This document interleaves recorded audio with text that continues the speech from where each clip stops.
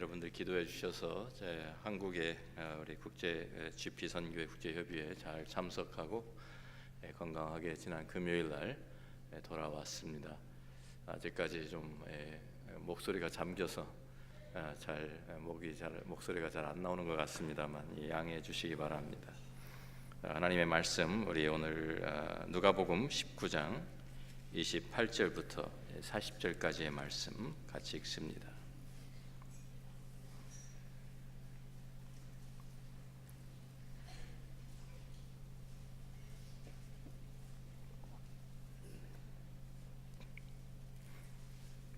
누가복음 19장 28절 신약성경 129페이지에 있습니다.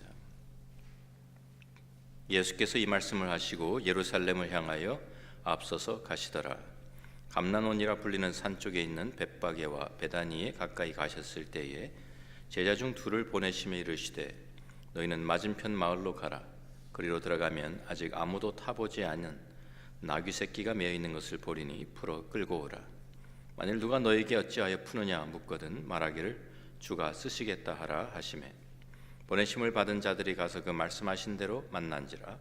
나귀 새끼를 풀 때에 그 임자들이 이르되 어찌하여 나귀 새끼를 푸느냐 대답하되 주께서 쓰시겠다 하고 그것을 예수께로 끌고 와서 자기들의 겉옷을 나귀 새끼 위에 걸쳐놓고 예수를 태우니 가실 때에 그들이 자기의 겉옷을 길에 펴더라.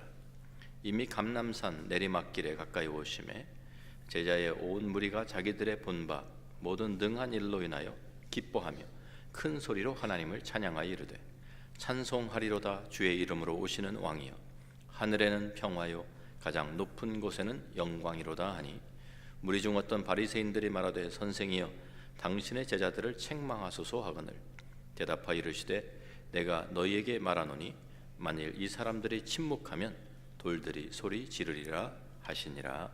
아멘. 오늘은 종려 주일입니다. 오늘은 예수님께서 3년간의 공생애를 이제 마치시면서 예루살렘에 향해 올라가시며 입성하시는 그 사건을 우리에게 말씀해주고 있습니다. 그 당시에 동쪽에서부터 예루살렘으로 가려고 하면 여리고를 통해서 베다니를 지나치면서 감람선을 이렇게 한 바퀴 돌아서 넘어가게 됩니다. 이 감람산 위에 올라가 서면 예루살렘 이제 동편에서 서쪽편으로 넘어가면 예루살렘의 성전지대가 다 보입니다. 감람산이 예루살렘에 있는 그 시온산보다 좀 더 높습니다. 그래서 위에서 아래로 이렇게 내려다보기 때문에 이 성전 마당까지 다 보이게 되어 있습니다. 그래서 그 감람산과 성전이 있는 그 시온산 사이에 기드론 골짜기가 있는데 그 기드론 골짜기를 따라서 내려가면 겟세마네 동산이 나오고요. 겟세마네 동산에서 기드론 시냇물을 건너면 다시 예루살렘을 해서 올라가는 오르막길이 됩니다. 그래서 그 이제 길을 이제 통해서 지금 예수님께서 가고 계시는 것이죠. 그래서 이 예루살렘 동편에 있는 이 감람산에서 예수님께서 이 벳바게 베다니 가까이 가셨을 때에 제자들을 보내시죠. 그래서 맞은편에 가서 나귀 새끼를 하나 풀어갖고 오너라. 그래서 그 나귀 새끼를 타고 이제 예루살렘을 입성을 하시게 됩니다. 예수님께서 예루살렘 입성하시는 이 장면은 사복음서에 다 나옵니다. 예수님께서 하신 사역 중에 많은 사역들이 있는데 그 중에 사복음서에 다 기록되어 있는 것은 그렇게 많지 않습니다. 특별히 이제 이렇게 사복음서에 다 기록되었다라는 것은 굉장히 중요한 사건이기 때문에 모든 복음서가 이것을 기록하고 있는 것이죠. 특별히 나귀 새끼를 타고 들어가셨다라는 것은 상당히 중요한 의미가 우리에게 있습니다. 왜 나귀 새끼를 타셨을까? 팔레스타인 지방의 그 특성 때문에 그 당시에 많은 사람들이 말보다는 나귀를 타고 다녔습니다. 짐을 옮기는데도 나귀를 사용했고요. 타고 다니는데도 이 말보다는 나귀를 타고 다녔어요. 왜냐하면 나귀는 비탈길을 잘 내려갈 수 있지만 말은 넘어지기가 쉽습니다. 그래서 말은 솔로몬 시절 이후에는 전쟁할 때만 말을 이제 들여왔고요. 그리고 말을 사용했습니다. 그래서 일상생활을 할 때는, 또 이 평화의 시대에는, 전쟁 시기가 아닌 때는 말을 사용하지 않았습니다. 그래서 팔레스타인 지역에 계곡도 많고 산이 험한 지형이기 때문에 나귀가 훨씬 유용한 동물이었던 것이죠. 그래서 보통 때는 왕들이나 귀족도 말을 타지 않고 다 나귀를 타고 다녔다라고 학자들이 말합니다. 그래서 예수님께서 나귀를 타신 것은 어떠한 특별한 의미가 있을까 우리가 생각해 보면, 우리가 이 복음서를 다 우리가 찾아봐도 예수님께서 갈릴리 호수를 건너실 때 제외하고는, 그래서 그 배를 타신 것 외에는 무엇을 특별히 타고 다니셨다라는 기록이 전혀 없습니다. 다 항상 제자들과 함께 걸어 다니셨어요. 그래서 멀리 갈릴리에서 예루살렘까지 여행하실 때도 항상 걸어서 제자들과 이렇게 다니셨습니다. 그런데 여기 예루살렘이 가까이 오셔서, 특별히 거리가 먼 것도 아닌데 굉장히 감람산과 예루살렘 굉장히 가깝습니다. 그런데 먼 거리도 아닌데 걸어가실 수도 있는 충분히 그런 거리인데도 불구하고 나귀를 내가 타야겠다라고 특별히 요청을 하시면서 제자들을 불러서 나귀 새끼를 풀어오라고 말씀하신 것입니다. 이렇게 하신 데는 분명히 이유가 있죠. 우리가 구약 성경을 보면 스가랴 9장 9절과 10절 말씀에 이런 말씀이 기록되어 있습니다. 시온에 따라 크게 기뻐할지어다, 예루살렘에 따라 즐거이 부를지어다. 보라, 내 왕이 내게 임하시나니 그는 공의로우시며 구원을 베푸시며 겸손하여서 나귀를 타시나니 나귀의 작은 것 곧 나귀 새끼니라. 내가 에브라임의 병거와 예루살렘의 말을 끊겠고 전쟁하는 활도 끊으리니 그가 이방 사람에게 화평을 전할 것이요 그의 통치는 바다에서 바다까지 이르고 유브라데 강에서 땅 끝까지 이르리라. 스가랴는 예수님이 오시기 약 500년 전에 살던 선지자입니다. 그가 이 메시아에 대한 예언을 기록하면서 그 메시아가 올 때는, 그 구원자가 올 때는 나귀 새끼를 타고 오실 것이다 라고 여기 예언한 것입니다. 자, 이 나귀 새끼를 탔다는 것은, 왕은 전쟁할 때 아까 말씀드린 것처럼 말을 타고 올 텐데, 전쟁하기 위해서, 무력으로 정복하기 위해서 예루살렘에 오는 것이 아니라, 그런 왕이 아니라 화평의 시대에 평강의 왕으로, 화평의 왕으로 임하실 것이다 라고 여기에 기록한 것입니다. 우리가 창세기 49장을 더 보면, 창세기 49장에는 야곱이 임종 바로 그 전에 자기의 아들 12아들들을 불러서 하나하나 축복을 하면서 유언을 남기는 그러한 장면이 창세기 49장에 기록되어 있습니다. 특별히 8절부터 12절 말씀을 보면 유다를에게 야곱이 축복하는 그 예언의 말씀이 거기에 기록되어 있습니다. 읽어보면, 유다야, 너는 내 형제의 찬송이 될지라. 내 손이 내 원수의 목을 잡을 것이요 내 아버지의 아들들이 내 앞에 절하리로다. 유다는 사자 새끼로다. 내 아들아, 너는 움킨 것을 찢고 올라갔도다. 그가 엎드리고 웅크림이 수사자 같고 암사자 같으니 누가 그를 범할 수 있으랴. 규가 유다를 떠나지 아니하며 통치자의 지팡이가 그 발 사이에서 떠나지 아니하기를 실로가 오시기까지 이르리니 그에게 모든 백성이 복종하리로다.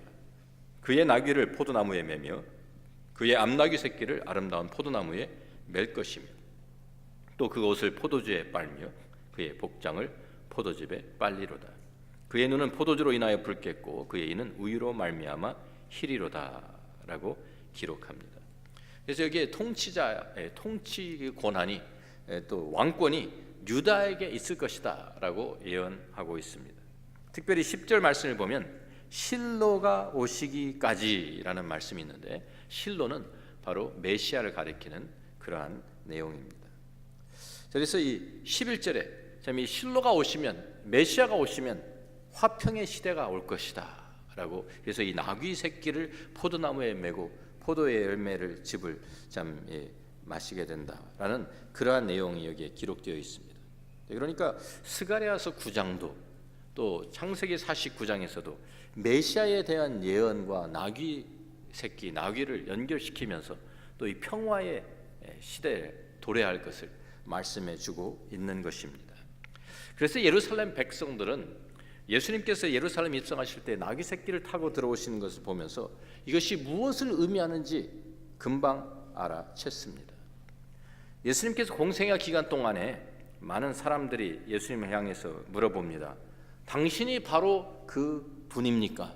당신이 바로 그 메시아입니까? 바로 당신이 오실 바로 그 약속된 메시아입니까? 라고 물어보았을 때 예수님께서는 딱 부러지게 대답하신 적이 한 번도 없습니다. 항상 돌려서 말씀하셨어요. 그런데 이제 마지막 기간에 예루살렘에 오시면서 예루살렘에 입성하시면서 나귀 새끼를 타십니다. 그래서 모든 사람들이 이미 다 알고 있는 스가랴 9장과 창세기 49장에 나오는 바로 그 메시아, 그 약속된 내가 바로 그 메시아다라고 퍼포먼스를 통해서 선포하고 계시는 것입니다. 그래서 이 메시지를 이해한 메시아가 드디어 오시는구나 라고 메시지를 이해한 이스라엘 사람들이 예수님께서 나귀를 타고 예루살렘에 들어오실 때 자기들의 겉옷을 벗어서 바닥에 깔고 종려나무 거제를 꺾어서 참 흔들면서 예수님을 환영하고 환호한 것입니다. 예수님께서 예루살렘에 입성하실 때 6월절 기간입니다. 6월절이 가까운 일주일밖에 남지 않았습니다. 3대 절기 중에 참 하나였기 때문에 많은 유대인들이 사방에서 몰려와서 예루살렘에 와 있습니다. 그 학자들에 의하면 그 감람산 기슭에도 텐트를 치고 많은 사람들이 거기에 이제 있었을 것이다라고 말합니다. 이렇게 많은 사람들이 예루살렘에 모여와 있는 바로 이때에 예수님께서 나귀를 타시는 이 퍼포먼스를 통해서 내가 메시아다, 메시아로 예루살렘에 임하고 있다라고 선언하신 것이죠. 자, 이 예루살렘 입성에 대한 요한복음의 기록을 한번 우리가 찾아보면 좋겠습니다. 요한복음 12장에 가시면 요한복음 12장에 예수님께서 예루살렘에 입성하시는 장면이 또한 기록되어 있습니다. 요한복음 12장 1절 말씀을 보면 6월절 엿새 전에 예수께서 베다니에 이르시니 이곳은 예수께서 죽은 자 가운데서 살리신 나사로가 있는 곳이라고 말합니다. 그래서 여기에 계속해서 이제 예수님을 위해 잔치가 벌어지고 여기에 이제 마리아가 자기가 모아 가지고 있던 향유를 깨서 예수님의 발에 붓고 하는 그 내용이 여기에 나와 있습니다. 그랬을 때 여기에 보면 또 12장 9절에 유대인의 큰 무리가 예수께서 여기 계신 줄을 알고 오니 이는 예수만 보기 위함이 아니요 죽은 자 가운데서 살리신 나사로도 보려 함이러라. 자, 몇 달 전에 예수님께서 죽은 나사로 죽어서 장사 지낸 지 나흘 된 무덤에 이미 들어가 있는 나사로를 살리신 사건이 있었습니다. 그 소문이 사방으로 퍼지는 거예요. 소문을 많은 사람들이 이미 들어서 알고 있었습니다. 그래서 예루살렘에 온 김에 이 사람들이 내가 예루살렘에 와서 참 예수님도 만나고 그 기적을 행한 또 참 나흘 만에 죽었다가 나흘 만에 살아난 나사로도 내가 한번 봐야 되겠다라고 사람들이 참 온 것이죠. 그래서 여기에 보면 아직 예수님이 예루살렘에 입성하기도 전에 예루살렘에 소문을 듣고 있던 사람들이 벌써 예수님이 베다니에 도착하셨다는 소문을 다 듣고 있었어요. 그래서 이 사람들이 예수님을 향해서 찾아옵니다. 예수님이 예루살렘에 입성하기 전에 이미 이 예루살렘에서 유대인의 큰 무리가 예수님이 벌써 베다니에 오셨다, 예루살렘에 향해서 오신다라는 소문을 듣고 달려온 거예요. 예수님 보기 위해서. 지금같이 TV가 있는 시대가 아니고 중계하는 것이 아니지 않습니까? 그러니까 예수님 얼굴 내가 한번 직접 봐야 되겠다 찾아오는 거예요. 나사로도 죽었다가 살아난 나사로도 내가 한번 봐야 되겠다 찾아오는 것입니다. 그래서 예수님께서 참 예루살렘에 입성하기 전에 이미 많은 사람들이 예수님을 찾아왔어요. 여기 보면 10절에 어느 정도까지 많이 왔는지 10절 11절에 이렇게 기록합니다. 대제사장들이 나사로까지 죽이려고 모이하니 나사로 때문에 많은 유대인이 가서 예수를 믿음이러라. 12절 13절에 이제 예수님이 예루살렘에 입성하는 장면이 묘사되어 있죠. 그 이튿날에는 명절에 온 큰 무리가 예수께서 예루살렘으로 오신다는 것을 듣고 종려나무 가지를 가지고 맞으러 나가 외치되 호산나 찬송하리로다. 주의 이름으로 오시느니 곧 이스라엘의 왕이시여 하더라. 그리고 17절 18절에 보면 그 무리들 가운데에서 참 나사로가 살아났을 때 그것을 본 사람들이 17절에 보면 나사로 무덤에서 불러내어 죽은 자 가운데 살리실 때 함께 있던 무리가 증언하면서 많은 무리가 예수를 맞아 이 표적 행하심을 들었기 때문이다라고 여기에 말씀하고 있습니다. 그래서 이 많은 사람들이 예수님이 예루살렘 입성하실 때 다 나와서 종려나무 가지를 흔들면서 호산나 호산나 참 환호하면서 예수님을 맞아 줍니다. 이 사람들이 왜 예수님을 향해 환호합니까? 이적 행하신 것을 보았기 때문입니다. 참 이 기적의 소문을 들었기 때문입니다. 오늘 우리가 보는 누가복음 19장 37절 말씀도 보면 거기에 이미 감람산 내리막길에 가까이 오심에 제자들의 온 무리가 자기들의 본 바 모든 능한 일로 인하여 기뻐하며 큰 소리로 하나님을 찬양했다라고 기록하고 있습니다.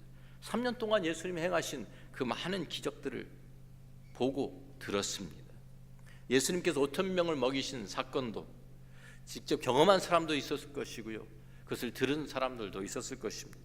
예수님께서 나사로를 살리신 사건을 들었습니다.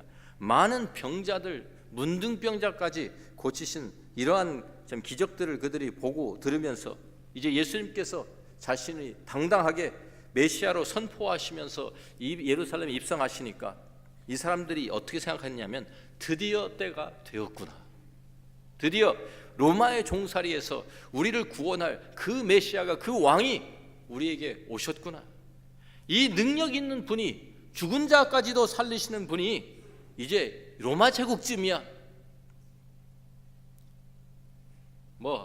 그냥 한 칼에 무찌르실 것이다.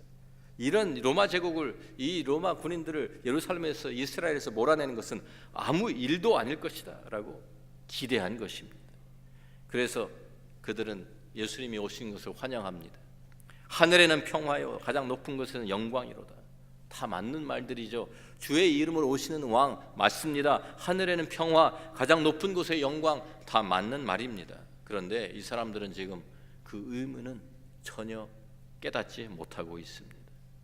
모든 사람들이 이제는 오직 로마의 종살에서 벗어나는 것만 생각하고 있어요. 다윗의 왕권이 회복되면 이제 이스라엘이 이 메시아를 통해서 모든 나라를 통치하게 될 것이다 라는 기대를 다 하고 있는 것입니다. 그래서 모든 사람들이 예수님을 환영하며 환호합니다. 그런데 정작 예수님은 어떠한 모습이셨을까요? 우리가 부활절에 관계된 영화들을 보면은요, 예수님이 예루살렘 입성하시는 그런 장면들을 이제 거기에서 이렇게 묘사하는 그런 장면들이 나오는데, 많은 사람들이 막 그 환호하면서 참 이거 예수님 나귀를 타고 오시면서 자기의 겉옷들을 깔고 종려나무 가지를 흔들고, 그러면은 그 영화에는 보통 어떻게 묘사가 되어 있냐면 예수님이 나귀 타고 입성하시면서 연예인 같이, 인기 연예인 같이 손을 흔들면서 웃음을 가득히 띄우고 얼굴에, 그러면서 사람들을 환호에 이렇게 화답하는 그러한 장면들이 잘 연출이 됩니다. 그런데 오늘 복음서를 보면 사실이 그렇지가 않습니다. 여기에 우리가 40절까지 읽었는데 41절에 보면 가까이 오사 성을 보시고 우시며 그랬어요. 우셨어요. 누가복음에서 유일하게, 사복음서 중에 유일하게 누가복음만 이것을 기록하고 있습니다. 사람들은 환호하고 환영하고 아주 막 찬양하고 있는데 예수님은 그 가운데서 울고 계셨습니다. 아까 말씀드린 대로 감람산에서 내려가는 그 길에 보면 예루살렘 성이 다 보여요. 한눈에 보입니다. 사람들은 기뻐하면서 예수님을 맞이하는데 예수님께서는 그 예루살렘을 보시면서 울고 계시는 것입니다. 왜 우실까요? 42절부터 말씀을 보면 이르시되 너도 오늘 평화에 관한 일을 알았더라면 좋을 뻔하였거니와 지금 내 눈에 숨겨졌도다. 날이 이를지라 내 원수들이 토둔을 쌓고 너를 둘러 사면으로 가두고 또 너와 및 그 가운데 있는 내 자식들을 땅에 메어치며 돌 하나도 돌 위에 남기지 아니하리니 이는 내가 보살핌 받는 날을 알지 못함을 인함이니라 하시니라. 예수님께서는 이 백성들을 보시면서, 이 예루살렘을 보시면서 울고 계셨습니다. 왜? 너무 안타까워서. 이 사람들의 눈이 다 가리워져 있었기 때문에, 진정한 평화에 관한 일을 알지 못하고 있었기 때문에, 알아야 되는 그 사실을 알지 못하고 있었기 때문에 너무 안타깝고 불쌍해서 앞으로 이 사람들에게 임할 하나님의 심판을 미리 보시면서 우신 거예요. 예수님께서 예루살렘에 오신 것은 전쟁을 하기 위해서 오신 것이 아닙니다. 로마 군대와 전쟁하시기 위해서 오신 것이 아니에요. 평화를 가지고 오신 거예요. 사람들 사이의 평화, 어떤 나라와 나라 사이의 평화를 이루시기, 어떤 평화 조약을 이루시기 위해서 오신 것도 아니고 하나님과의 평화를 이루시기 위해서 오신 것입니다. 우리의 마음에 임하는 평강을 주시기 위해서 오신 것이 아니라 하나님과 평강이 있으면 우리의 마음에 평강이 임하겠죠. 하나님과 우리 사이에 평화를 이루시기 위해서 오셨어요. 하나님을 등지고 하나님과 반목되어 있던 우리 죄악된 우리 사람들을 위해서, 우리가 다시 하나님과 하나가 될 수 있게 하시기 위해서, 하나님과 함께 살게 하시기 위해서 예수님께서 그 평화의 왕으로 이 땅에 오셨고, 그 평화를 이루시기 위해서 예루살렘에 입성하시고 십자가에 죽기 위해서 올라가신 것입니다. 그런데 이 사람들이 이것을 하나도 알지 못하고 있어요. 얼마나 답답하겠습니까? 예수님의 마음이. 이 사람들이 정말 너도 오늘 평화에 관한 일을 알았더라면 좋을 뻔하였거니와 지금 내 눈에는 숨겨졌다. 그들에게 임한 하나님의 참 그 화평 알지 못했어요.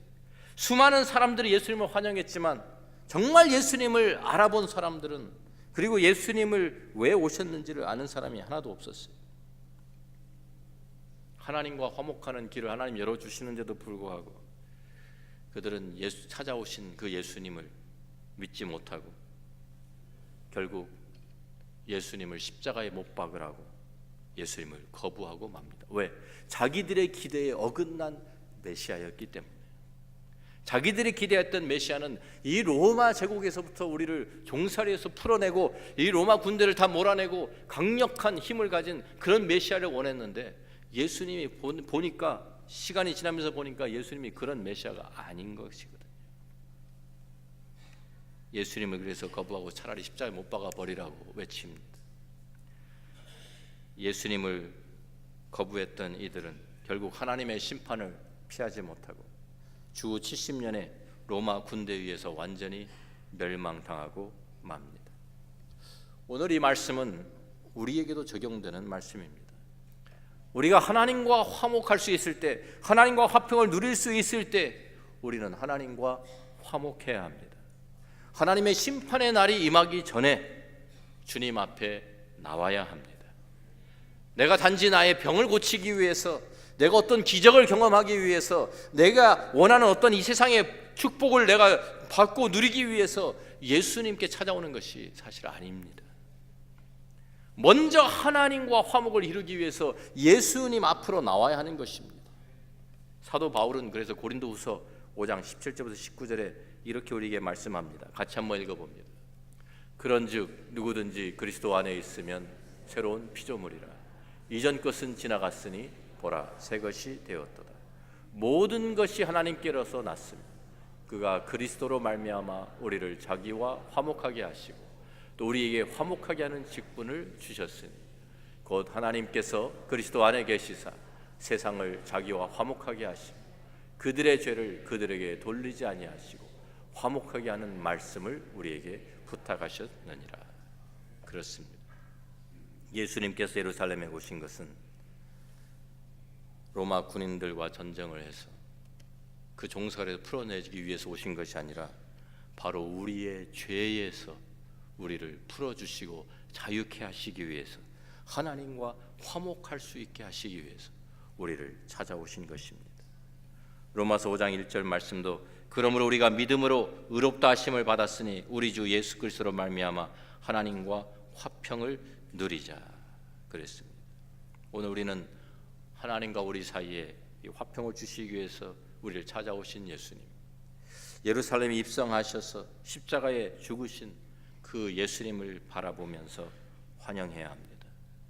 오늘부터 이 한 주간 동안 우리는 고난 주간을 거치게 됩니다. 이 고난 주간을 지나가면서 우리는 하나님과 화목이 이루어지지 않는다고 하면, 우리가 이 고난 주간을 통해서 하나님과 더 깊은 교제가 이루어지지 않는다고 하면 우리가 오늘 함께 호산나 호산나 찬송하는 것이 무슨 의미가 있겠습니까? 많은 유대인들이 호산나 호산나 찬송하면서 예수님 영접했던 것과 무엇이 다릅니까? 오늘 우리는 우리 자신에게 이런 질문을 해봐야 합니다. 나는 예수님을 통해서 하나님과 화목되었는가? 나는 예수님을 바르게 알고 있는가? 나는 예수님 나의 죄에서 나를 풀어주시기 위해서 오신 것을 깨닫고 있는가? 예수님께서는 우리를 하나님과 화목하게 하려고 오셨는데 우리에게 이 하나님과의 화평을 우리에게 주시기 위해서 임하셨는데 바로 이 평강의 왕 나귀를 타고 오신 바로 이 주님을 우리의 삶 속에 모셔드리며 하나님과의 관계를 새롭게 회복해가는 우리 모두가 되기를 주님의 이름으로 축원합니다. 기도하겠습니다.